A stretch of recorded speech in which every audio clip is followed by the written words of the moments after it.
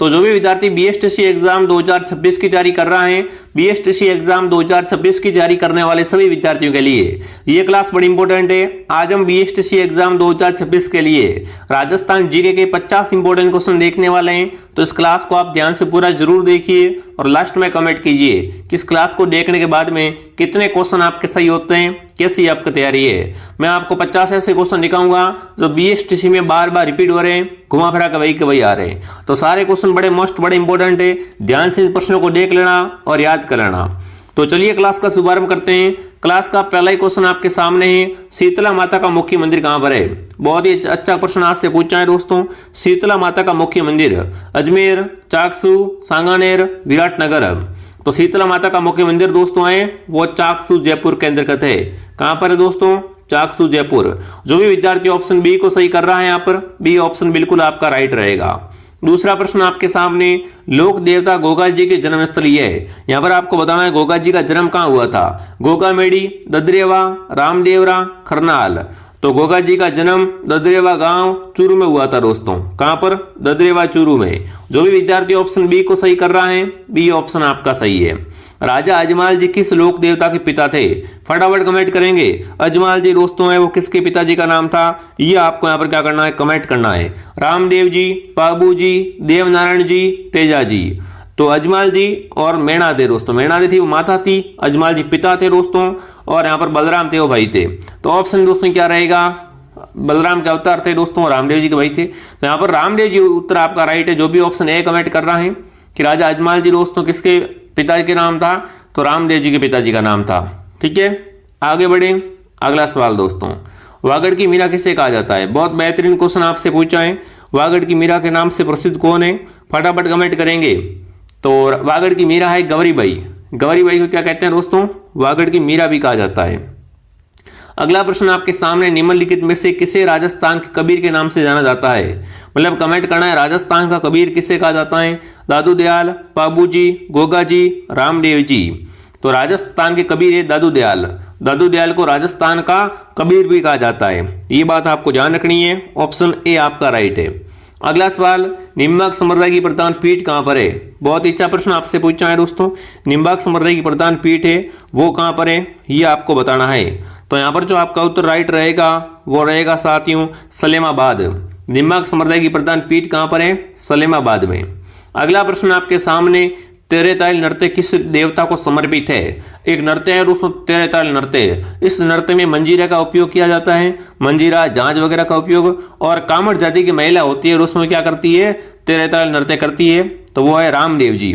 और रामदेव जी के मेले में साथियों तेरेताल नृत्य है वो कामड़ जाति की महिला के द्वारा किया जाता है, ये आपको ध्यान रखना है।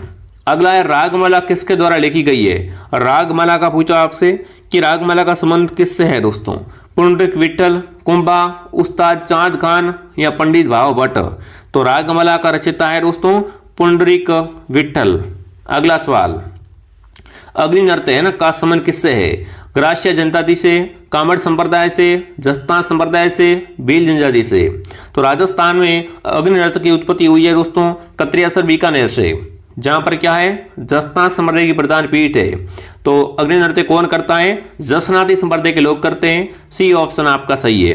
अगला सवाल आपके सामने क्या पूछा साथियों, वालर नृत्य है। वालर किन का प्रसिद्ध नृत्य है दोस्तों, सांचियों का, भीलों का, ग्रासियों का, चारणों का। तो वालर नृत्य दोस्तों है ये ग्रासियों का नृत्य है। इसको वाद्यंत्र रहित मतलब इसको जब करते तब किसी प्रकार के वाद्यंत्र का उपयोग नहीं करते हैं, ये नृत्य वाद्यंत्र रहित है दोस्तों। और ये ग्रासियों का नृत्य सिरोही जिले का प्रसिद्ध है। वाला नृत्य कहाँ का प्रसिद्ध है दोस्तों, सिरोही जिले का प्रसिद्ध है, ये आपको ध्यान करना है। जंतर वाद्यंत्र किसके द्वारा बजाया जाता है। जंतर वाद्यंत्र होता है उसको कौन बजाता है, देवनारायण जी के भूपे, बाबू जी के भूपे, ग्रासिया जाति, भील जाति। जंतर वाद्यंत्र का संबंध किससे है दोस्तों, देवनारायण जी के भूपों से। देवनारायण जी के भूपे होते हैं ना वो क्या करते हैं, जंतर वाद्यंत्र का उपयोग करते हैं। अगला प्रश्न आपके सामने, शिवरात्रि पशु मेले का आयोजन कहाँ होता है। शिवरात्रि का पशु मेला भरता है भरतपुर में, झालावाड़ में, करौली में, अलवर में। फटाफट कमेंट करेंगे। शिवरात्रि पशु मेले का आयोजन दोस्तों होता है करौली के अंतर्गत। जो भी करौली कमेंट कर रहा है करौली ऑप्शन आपका सही है। तेजाजी का मेला कहाँ पर भरता है, मेड़ता सिटी नागौर, परबसर नागौर, देशनोक बीकानेर, गोगामेड़ी गंगानगर। कमेंट करेंगे साथियों। तो बिल्कुल आप सबको ध्यान रखना है कि तेजाजी का जो मेला भरता है वो कहाँ भरता है दोस्तों, वो अपने भरता है परबतसर नागौर में। कहाँ पर भरता है? परबतसर नागौर में भरता है। जिसने भी क्लास को लाइक नहीं किया है, क्लास को लाइक एंड सब्सक्राइब जरूर करे। अगला है राजस्थान में सर्वाधिक पशु मेले कहाँ पर भरते हैं? नागौर, पुष्कर, करौली, अलवर। तो राजस्थान में सर्वाधिक पशु मेले भरते हैं नागौर जिले में। अगला सवाल है राजस्थान में राज्य स्तरीय पशु मेले की संख्या कितनी है? कमेंट करेंगे राजस्थान में कितने मेले राज्य स्तरीय पशु मेले। तो 10 दोस्तों क्या है राजस्थान के अंतर्गत राज्य स्तरीय पशु मेले भरते हैं। किस जिले में पतरमा रोली प्रसिद्ध है? यहाँ पर आपको बताना है राजस्थान का ऐसा कौन सा जिला विद्यार्थियों जो पतरमा रोली के लिए प्रसिद्ध है। तो राजस्थान में पतरमा रोली है बाड़मेर की। बाड़मेर जिला क्या है दोस्तों? पतरमा रोली के लिए प्रसिद्ध है। राजस्थान में घुड़ला त्योहार कब मनाया जाता है? बहुत अच्छा प्रश्न आपसे पूछा है कि घुड़ला त्योहार कब मनाया जाता है। फटाफट तरीके से सभी विद्यार्थी कमेंट कर बता देंगे। तो चैत्र कृष्ण अष्टमी को घुड़ला त्योहार मनाया जाता है। कावड़ बनाने के लिए कौन प्रसिद्ध है? लालचंद उस्ताद, मांगेलाल मिस्त्री, साहिबराम, चंपालाल। तो मांगेलाल मिस्त्री का संबंध किससे है दोस्तों? कावड़ बनाने से। अगला ऊंट की गाल पर स्वर्ण तीर्थ नक्काशी का कार्य किस नाम से जाना जाता है? मतलब आप सबको बताएं दोस्तों, जब ऊंट की गाल पर चित्र बनाते हैं दोस्तों ना, तो उसे कहते हैं उस्ता कला। क्या कहते हैं? उस्ता कला। और उस्ता कला कहाँ की प्रसिद्ध है दोस्तों? उस्ता कला है बीकानेर की। यह भी आपको साथ में ध्यान रखना है, ठीक है। अगला सवाल देखते हैं। अगला प्रश्न आपसे पूछा नमदा उत्पादन में प्रसिद्ध है दोस्तों। मतलब नमदे उत्पादन में प्रसिद्ध है कौन? टोंक, बूंदी, जयपुर, अजमेर। तो नमदे बनाने के लिए प्रसिद्ध दोस्तों है वो अपना कौन सा रहेगा? टोंक।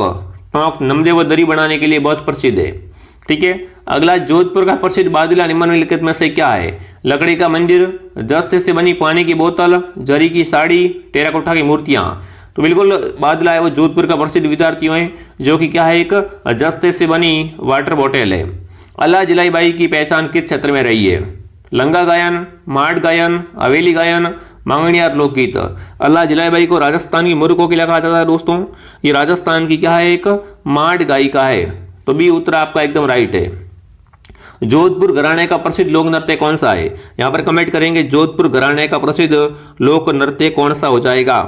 तो कथक का संबंध कहां से है दोस्तों? बिल्कुल जयपुर घराना सा, ठीक है ना। जयपुर घराने का प्रसिद्ध नृत्य है दोस्तों वो कथक है। कथक राजस्थान का शास्त्रीय नृत्य भी है। तो दोनों आपको ध्यान रखना है। राजस्थान संगीत नाटक अकादमी कहां पर है? राजस्थान संगीत नाटक अकादमी के बारे में अगर आपसे पूछे जयपुर, बीकानेर, अजमेर, जोधपुर, तो ये अपने जोधपुर में है। अगला सवाल आपके सामने पूछा है 1908 में स्थापित राजपूताना म्यूजियम कहां पर है? 1908 में क्या हुआ था दोस्तों? राजपूताना म्यूजियम की स्थापना हुई थी, जो कि कहां पर है? जयपुर, उदयपुर, अजमेर, चित्तौड़गढ़। तो राजपूताना म्यूजियम है अजमेर में। उदयपुर में राज्य में डाकन प्रथा पर कब प्रतिबंध लगाया गया है ना? उदयपुर में डाकन प्रथा थी उसमें उस पर रोक कब लगी थी वो आपको बताना है। तो उदयपुर में डाकन प्रथा पर 1853 में क्या कर दिया दोस्तों? प्रतिबंध लगा दिया गया था, ठीक है। अगला सवाल राजस्थान में तारा बांध की ओढ़नी पहनावा प्रस्तुत है दोस्तों। मतलब तारा बांध की ओढ़नी है वो कौन ओढ़ती है? आदिवासी महिलाएं, गुर्जर महिलाएं, दलित महिलाएं, जाट महिलाएं। तो तारा बांध की ओढ़ने की दोस्तों यहाँ पर अगर बात की जाए तो ये ओढ़ती है आदिवासी महिलाएं, ठीक है ना। आदिवासियों का कुंभ है वो बैणेश्वर मेला कहलाता है, यह भी आपको ध्यान रखना है। मुर्की आभूषण शरीर के किस अंग में पहना जाता है? अगर बात करें मुर्की की दोस्तों, नाक, कान, गर्दन या सिर। मुर्की जो आभूषण दोस्तों है वो किसका आभूषण है? कान का आभूषण है, ठीक है। अगला सवाल नेवरी शरीर के किस अंग में पहनी जाती है? नेवरी भी दोस्तों आभूषण है जो कि कहां पर पहनी जाती है? पैरों में पहनी जाती है। नेवरी है, रमजोल है, ठीक है।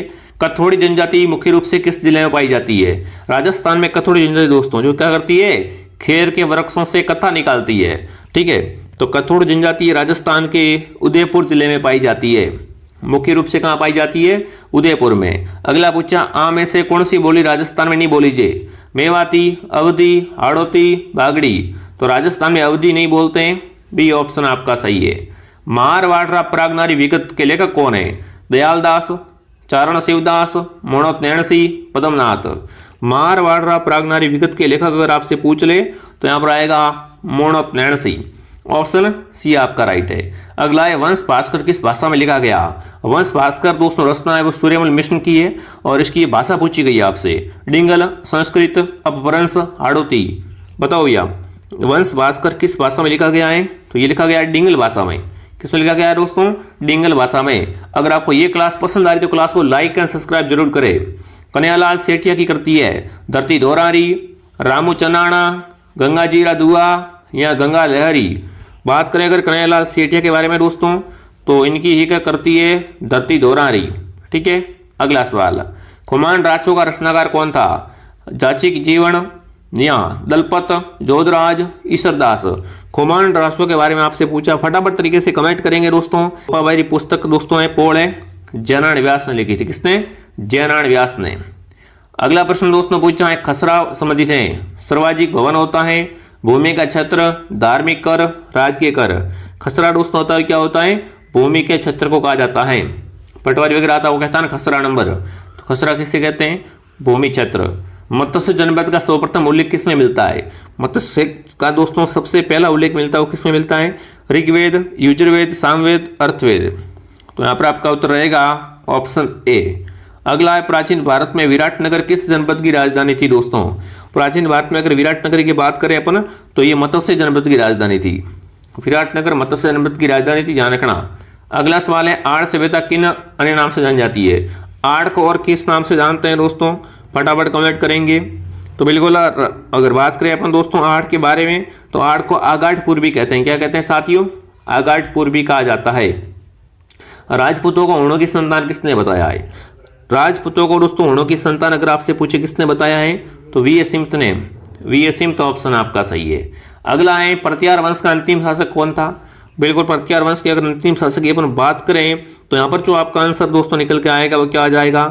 बिल्कुल आप सबका उत्तर आ चुका है। फटाफट तरीके से कमेंट करेंगे साथियों सभी के सभी विद्यार्थी, खाली कोई नहीं बढ़ेगा, साथ में कमेंट सबका आना चाहिए। तो यहाँ पर दोस्तों आएगा यशपाल। आगे बढ़े, अगला सवाल, राणा कुंभा की हत्या हुई थी दोस्तों। राणा कुंभा की हत्या उसके पुत्र उदा ने कोंबलगढ़ दुर्ग में कर दी थी। ऑप्शन ए आपका सही है। उदा को मेवाड़ का पितृनेता भी कहा जाता है। 1468 में महाराणा कुंभा की हत्या किसने की थी? अभी बात की थी दोस्तों कि उसके पुत्र उदा ने कर दी थी। ठीक है। चित्तौड़गढ़ का तीसरा शाखा कब हुआ? चित्तौड़ में टोटल 3 शाखे हुए थे दोस्तों। पहला शाखा 1303 में हुआ था, रानी पद्मिनी ने जोर किया था अलाउद्दीन खिलजी के आक्रमण के समय।